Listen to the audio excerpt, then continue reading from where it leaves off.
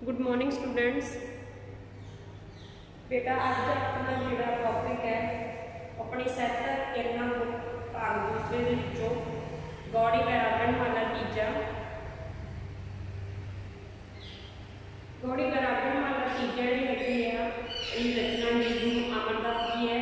श्री गुरु अमरदास जी से जोड़े सिखा ने तीसरे गुरु सन, ठीक है। उन्होंने जन्म से जोड़ा 5 मई 1479 ईस्वी बासरके दे विच होया सी। पिता का नाम तेजपाल सी, माता का नाम माता लक्ष्मी सी, पत्नी का नाम मनसा देवी सी, बच्चे सी भाई मोहन जी, भाई मोरी जी, बीबी दानी जी ते बीबी पानी जी। ज्योति उत समाए सी 10 सितंबर 1574 दे विच गोइंदवाल विखे। इन रचनावां ने आनंद कारज, आनंद साहिब, इन्हां दी रचनावां ने। कहते गुरु हरगोबिंद जिहड़े अमरदास जी सीगे, कहते इन्हां जिहड़े शब्द है वो 163 नंबर पन्ने ते गुरु ग्रंथ साहिब विच दर्ज ने। गौड़ी राग जिहड़ा गौड़ी पैरागण वाला तीजा हैगा ये जिहड़े शब्द ने एक गुरु ग्रंथ साहिब दे विच 163 नंबर पन्ने ते की ने दर्ज ने, अंकित ने।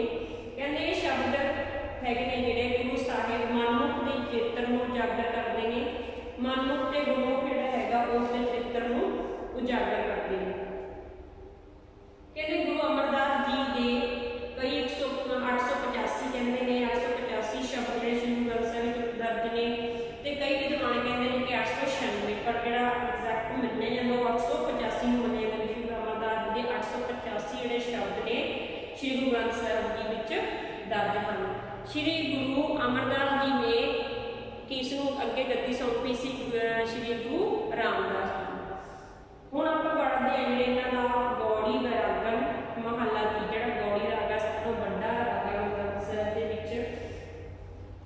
गौड़ी राग दे विच जिहड़ी लिखी हुई बाणी महला तीजा मतलब तीसरा गुरु। कहंदे मनमुख गर्भ ना पायो अज्ञान यानी, सतगुर सेवा ना करे फिर पुछतानी। मनमुख हुंदा जिहड़ा मन दे पिछे लगदा, मन दे पिछे तुरन वाला, मन मर्जी करन वाला। गर्भ हो गया हंकार, इयाने हो गया अनजान। कहंदे जो व्यक्ति कहंदे अपने की है जिंदगी दे विच समाज दे दो तरह के मनुख हुंदे ने, कुछ अध्यात्मक हुंदे ने। कहंदे एक वो हुंदे ने जिहड़े कि अपने मन दी मनदे ने, मन नूं मुख रख के चलदे ने, अपनी मर्जी करदे ने। जिहड़े वो व्यक्ति हुंदे ने कहंदे वो बहुत ज्यादा दुख सहंदे ने। गुरु अमरदास जी बनाते हैं कि मनमुख हैगा, मनमुख ज्ञान तो सखने होंगे ने, अनजान होंगे ने। वो की हंकार हमें विच रहन करके परमात्मा की प्राप्त नहीं कर सकते। सतगुर सेवा ना करे फिर पछतावे। जो हंकार दे विच होंगे ने तो की करते हैं? सतगुर की सेवा नहीं करते। जो सतगुर की सेवा नहीं करते, परमात्मा का नाम नहीं जपते, ताकि उन्होंने बहुत सारे दुख की सहने पैंदे ने, बाद विच की पछताउंदे ने। जो मन के पिछे लग के, ठीक है, वो गलत रस्ते ते पए रहिंदे ते फिर की उन्होंने पछतावा हुंदा। ते वो की कहंदे जिहड़े हमेशा जिहड़ा मनमुख व्यक्ति हुंदा गा वो दुख भोगदा रहिंदा ते लोक परलोक दे विच वो इत्थे भी दुख भोगदा ते अगे भी लोक ते परलोक दोनों थावां ते की दुख भोगदा। कहंदे उन्होंने कदे भी सतगुर की सेवा नहीं कीती हुंदी जिंदगी विच। कहंदे फिर भी वो सतगुर की सेवा नहीं करदा तो हर मोड़ ते की करदा उसनूं पछतावा हुंदा, वो पछताउंदा। गर्भ जोनी वास पाइंदे गर्भे गल जाने, मेरे करते एवें भावदा मनमुख भरमाने। इत्थे गर्भ हो गया बेटा जो बिल्कुल जन्म होंदा, जिहड़े गर्भ दे विच जो जन्म वाला गर्भ मन्निया गया, जिहड़ा उत्थे गर्भ सी पहला गर्भ डब्बे नाल सी, इत्थे हंकार सी। जिहड़े गर्भ है ये जिहड़ा जन्म मरण दा चक्कर हुंदा वो वाला गर्भ जोनी है। जोनी हो गया जून। कहते की है जिहड़े मनमुख व्यक्ति की गल की गई है इत्थे, कहते गर्भ जोनी वास पाइंदे गर्भे गल जाए। जिहड़ा मनमुख व्यक्ति हुंदा कहते वो अपनियां करनियां करके जिहड़े वो जन्म मरण के चक्कर विच ही भटकदा फिरदा रहिंदा। गर्भे गल जाए कहते कई की बार तो की हुंदा भी जन्म लैण तो पहला ही ओहदी जिहड़ी मौत हुंदी है हो जाती है। गर्भ दे विच ही हजे गर्भ दे विच ही हुंदा, उत्थे की ओहदी मौत हो जाती है। 84 लाख जिहड़ियां जूनां ने ओहदे गेड़ विच की वो घूमदा रहिंदा। मेरे करते एवें भावदा मनमुख परमाने करके इतने परमात्मा एवं इसी तरह भानता हो गया चंगा लगता परमाने भटकते रहना। कहते भी परमात्मा भी ये कहता कि जो उसकी सेवा कोई करता परमात्मा का नाम नहीं करते तो मेरे घर परमात्मा है प्रभु उसको ये तरह नहीं लगता भी की है वो इसी तरह ही भटकते रहना उसी तरह जन्म अपने चक्कर के जेड़े की है भटकी जाना। ये पहले दो पैरे से जेड़े बेटा कावट सी के टुकड़ियां सी दे विच कीती गई है मनमुख व्यक्ति की गल हुण आपां करदे हां गुरमुख व्यक्ति की गल। मेरे हर प्रभ लेख लिखाया धुर मस्तक पूरा हर हर नाम ध्याया भेटिया गुरसूरा। कहते मेरे हर प्रभ लेख लिखाया लेख हो गया कर्म धुर हो गया धुर दरगाह तो परमात्मा की हजूरी विचों मस्तक हो गया मत्थे। गुरु जी फरमाउंदे ने गुरु अमरदास जी फरमाउंदे ने कि मेरे प्रभु ने इस भागा वाले मनुख दे जिहड़ा गुरमुख व्यक्ति है उहदे मत्थे ते कहंदे धुर दरगाह तो ही उहनूं बख्शिश दित्ती होई उहदे लेख की चंगे परमात्मा ने चंगे दिते हैं गुरु जी क्योंकि मैं गुरु की सत्संग की सी गुरु की कृपा की मेहर हुई सी। कहते उन्होंने गुरु की मेहर करके की है वो जो लेख ने कि वो चंगे लिखे गए हैं वो गुरु की कृपा हमेशा की है परमात्मा का नाम ध्याउंदा गा हर हर नाम ध्याया भेटिया गुरसूरा। कहते सूरा का मतलब हो गया बहादुर जो कहते वो हर टाइम परमात्मा का नाम ध्याउंदा गा ते उसके जेडे सारे विषय विकार ने सारे दुख ने वो की हो जाते हैं दुखों तो बचाने वाला जो सूरमा जो बहादुर है वो गुरु उन्होंने मिल जाते जो परमात्मा का नाम ध्याउंदे ने। परमात्मा का नाम जो सिमरदा जो ब्रह्म व्यक्ति है परमात्मा का नाम सिमरदा तो उन्होंने जी सतगुरु की भेटा की है वो मिल जाती है सतगुरु जो साथ है वो मिल जाता है।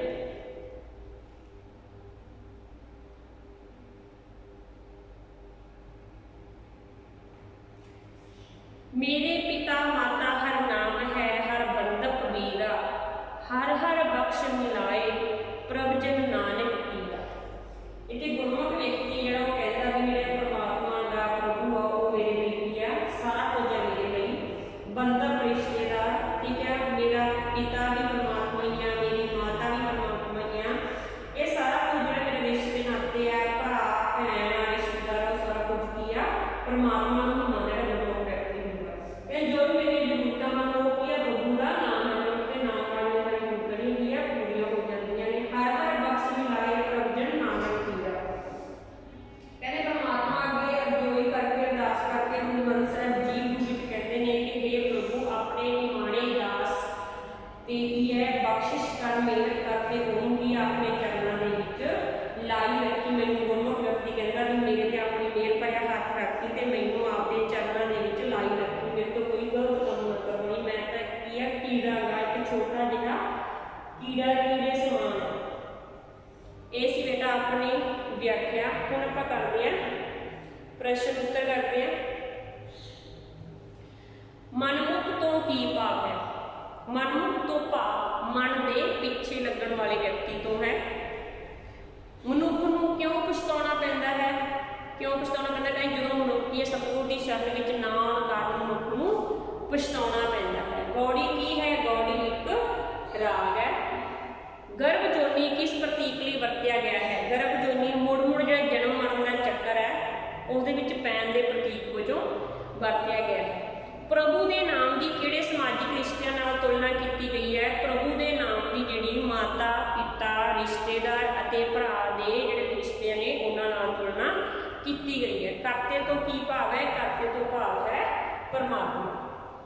जिहड़ा गौड़ी वैरागन वाला तीजा जिहड़ा शब्द है इहदे रचनहार कौन ने ते ये शब्द किहड़े राग विच है इहदे रचनहार कौन हो गए श्री गुरु अमरदास जी जो कि सिखां दे तीसरे गुरु सन। एक की है ये शब्द गौड़ी राग विचों लिया गया है। हर दी बख्शिश नाल की मिलता है ते शब्द नूं उधार बना के दसो। हर दे नाम की बख्शिश नाल परमात्मा के नाम की जिहड़ी दात है उस नूं प्राप्त होंदी है। जो भी परमात्मा का नाम ध्याउंदा है उसनूं सोझी आ जाती है समझ आ जाती है वो जिहड़े दुनियावी मोह माया तो निर्लेप हो जाता ते अपने जीवन की खुशियां नाल भर लैंदा। गुरमुख ते मनमुख किन्हां नूं कहा जाता है। गुरमुख शब्द उस व्यक्ति का सूचक है जो कि है गुरु की सिक्ख्या ਸਿੱਖਿਆ ਅਨੁਸਾਰ ਆਪਣਾ ਜੀਵਨ ਬਤੀਤ ਕਰਦਾ, ਮਿੱਠਾ ਬੋਲਣਾ, ਚੰਗੇ ਕੰਮ ਕਰਨੇ, ਸਤਸੰਗ ਕਰਨੀ, ਵੰਡ ਛਕਣਾ, ਇਹ ਜਿਹੜੇ ਉਹਦੇ ਸੁਭਾਅ ਦੇ ਲੱਛਣ ਹਨ। ਜਿਹੜਾ ਮਨਮੁਖ ਵਿਅਕਤੀ ਹੁੰਦਾ ਉਹ ਆਪਣੀ ਮਨ ਦੀ ਸੋਚ ਅਨੁਸਾਰ ਆਪਣਾ ਜੀਵਨ ਬਤੀਤ ਕਰਦਾ, ਪਰ ਉਹ ਹਮੇਸ਼ਾ ਹੀ ਕਹਿੰਦੇ ਦੁਨਿਆਵੀ ਮੋਹ ਮਾਇਆ ਵੱਲ ਲੱਗੇ ਰਹਿੰਦੇ ਨੇ ਤੇ ਜਿਹੜੀ ਗੁਰੂ ਦੀ ਸਿੱਖਿਆ ਦੇ ਉਲਟ ਚੱਲਦੇ ਨੇ।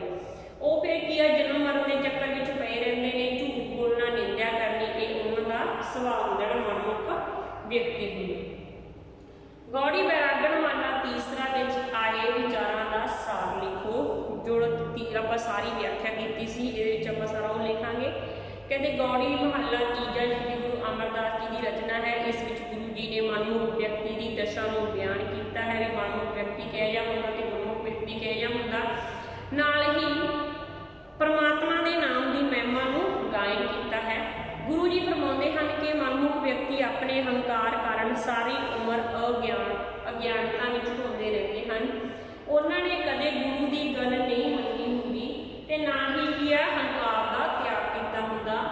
ਇਸ ਲਈ ਕਹਿੰਦੇ ਉਹ ਕੀ ਹੈ ਪਰਮਾਤਮਾ ਨੂੰ ਨਹੀਂ ਪਾ ਸਕਦੇ।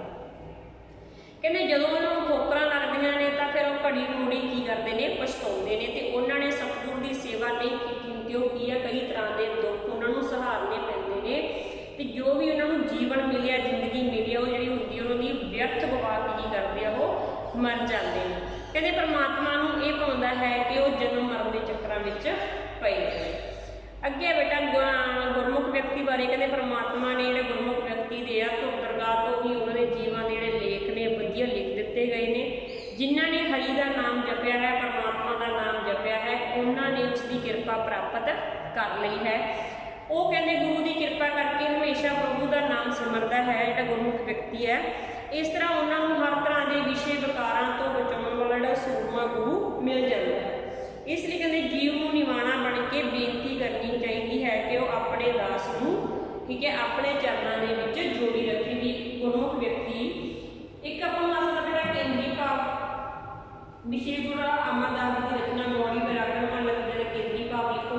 ਉਹਦੇ ਵਿੱਚ ਆਪਾਂ ਇਹ ਲਿਖਾਂਗੇ ਸਾਰਾ, ਇਹਦੇ ਵਿੱਚ ਆਜੂਗਾ ਜਿਵੇਂ ਮਨਮੁਖ ਜਿਹੜਾ ਹੈਗਾ ਉਹ ਸਤਿਗੁਰ ਦੀ ਸ਼ਰਨ ਵਿੱਚ ਨਹੀਂ ਆਉਂਦੇ, ਗਲਤ ਰਾਹ ਤੇ ਪਏ ਰਹਿੰਦੇ ਨੇ, ਪ੍ਰਭੂ ਦੀ ਇੱਛਾ ਅਨੁਸਾਰ ਕੀ ਉਹ ਮੁੜ ਜਨਮ ਮਰਨ ਦੇ ਚੱਕਰ ਵਿੱਚ ਪੈਂਦੇ ਰਹਿੰਦੇ ਨੇ। ਤੇ ਜਿਹੜੇ ਗੁਰਮੁਖ ਵਿਅਕਤੀ ਹੁੰਦੇ ਨੇ ਉਹ ਕੀ ਆ ਪ੍ਰਭੂ ਦੀ ਧੁਰ ਦਰਗਾਹ ਤੋਂ ਹੀ ਬਖਸ਼ਿਸ਼ ਵਿੱਚ ਮਿਲੀ ਹੁੰਦੀ ਆ, ਵਧੀਆ ਲੇਖ ਲਿਖਾ ਕੇ ਲਏ ਹੁੰਦੇ ਨੇ। ਉਹ ਗੁਰੂ ਦੀ ਕਿਰਪਾ ਨਾਲ ਹਮੇਸ਼ਾ ਪ੍ਰਭੂ ਦਾ ਜਿਹੜਾ ਨਾਮ ਹੈ ਉਹ ਸਿਮਰਦੇ ਰਹਿੰਦੇ ਨੇ ਤੇ ਉਸ ਨੂੰ ਕਹਿੰਦੇ ਹਰ ਤਰ੍ਹਾਂ ਦੇ ਜਿਹੜੇ ਵਿਸ਼ੇ ਵਿਕਾਰਾਂ ਤੋਂ ਬਚਾਉਣ ਵਾਲਾ ਜਿਹੜਾ ਗੁਰੂ ਆ ਉਹ ਮਿਲ ਜਾਂਦਾ। ਓਕੇ ਬੇਟਾ, ਮੈਨੂੰ ਉਮੀਦ ਹੈ ਤੁਹਾਨੂੰ ਸਮਝ ਆਇਆ ਹੋਊਗਾ। Thank you.